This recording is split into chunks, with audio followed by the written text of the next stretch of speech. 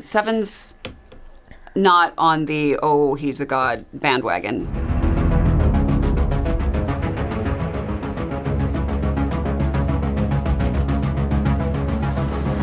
They've seen a lot of dark crap in the last 20 years. They've been through a lot, both of them. Mm-hmm. Seven, I think, holds Starfleet and the Federation in large part responsible for much of it.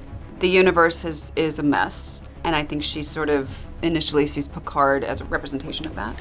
She's been working, I think I'm allowed to say, with sort of a group of freedom fighters called the Fenris Rangers, who are trying to keep some semblance of order in the mess that is the galaxy. This is the first time that Seven and Picard actually meet. They know each other by reputation. And as I said before, Seven's not on the, oh, he's a god bandwagon, I think, initially when she meets him, because she holds him partly responsible for what Starfleet has done in her view. We had a rule on the show, which was that we did not want to just bring back legacy characters to bring them back. They had to come back because the story could not tell itself without those characters. There were two things that came to mind immediately with Picard. When you think of Picard, you think of his relationship with Data, and you think of the Borg.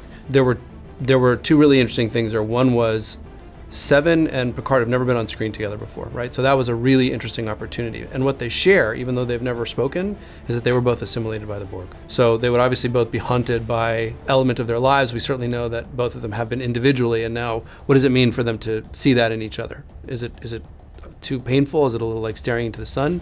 Is it comforting? And those are really interesting questions to ask. I think that they have commonality, and I think we did choose not to have them have encounter, because obviously there's 20 years of history that we had to fill in. We chose to keep them apart so that we could see that meeting for the first time as well. And then again, the fact that they'd never been on screen together was just too delicious, right? But the minute you're into a Borg story, characters like you, characters like Seven suddenly become organic reasons to come into the plot.